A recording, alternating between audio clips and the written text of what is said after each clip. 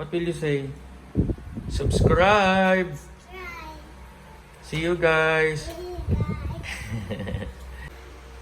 So good morning mga igan! At ngayon, gagawa ngayon tayo ng ginisang gulay. So, gulay naman tayo ngayon ang lulutuin natin. At very simple lang ito at sana magustuhan ninyo at napakasarap nito. So ito yung ating mga ingredients. Meron tayong bawang, sibuyas, kamatis, bell pepper, beans, yan, sayote. Marami sayote kasi masarap yan. At saka ito pork. Ano lang ito, mga 3/4 lang yan ng pork. O parang 1/4 lang ata. Pinati-hati ko lang siya. Basta yun. So yun mga igan, at nilagyan ko lang ng mantika at binabad. Habang hindi pa mainit yung mantika, nilagay ko na yung bawang para mababad yung bawang at hindi siya ganun masunog, mabilis masunog. Kasi mapait yan pag nasunog. Babad lang natin yan.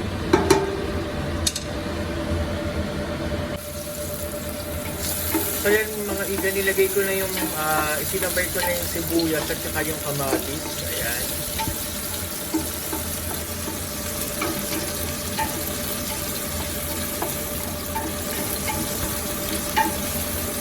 Haluin natin yung mabuti.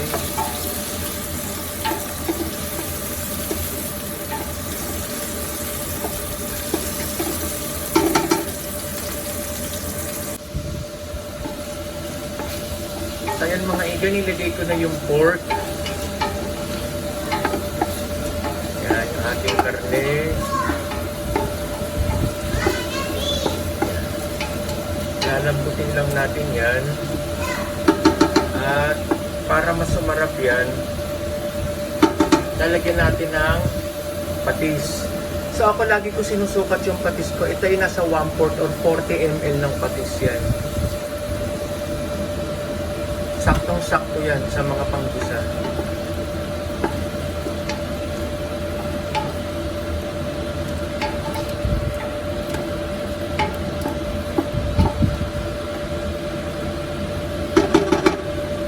Takpan lang natin.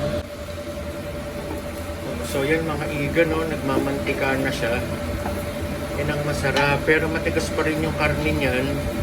So lalagyan natin ng isang basong tubig lang. Papalambutin lang natin siya sa isang basong tubig hanggang mawala yung kanyang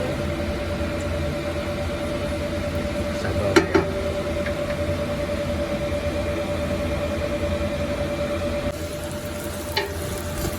So ayan maigan, natuyo na yung kanyang sabaw at lumabas na yung mantika niya.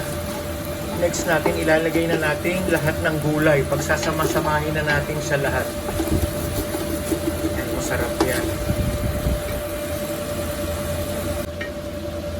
So yan, pinagsama-sama na natin lahat ng gulay. At nakita nyo ba yung ganyang mantika? Yan ang masarap. Yan yung mga yan ang masarap. Tatak natin siya. At lalagyan lang natin ng tubig. Kaya depende na sa inyo kung gaano karami yung sabaw ninyong ilalagay. Mas maganda to isang baso lang pero kasi dahil yung bata dito ay mahilig sa sabaw, kaya dadamihan ko mga 2 baso ilalagay ko dito. So let's see mga igan. So yan. Pinagyan ko na ng tubig at lagyan nyo lang ng salt or patis. Depende na sa panlasa niya pero ganyan yung sa akin. Masabaw kasi kailangan ng bata ng sabaw, kaya mas maganda yan kung walang masyadong sabaw, mas masarap. Yan, ating finished product.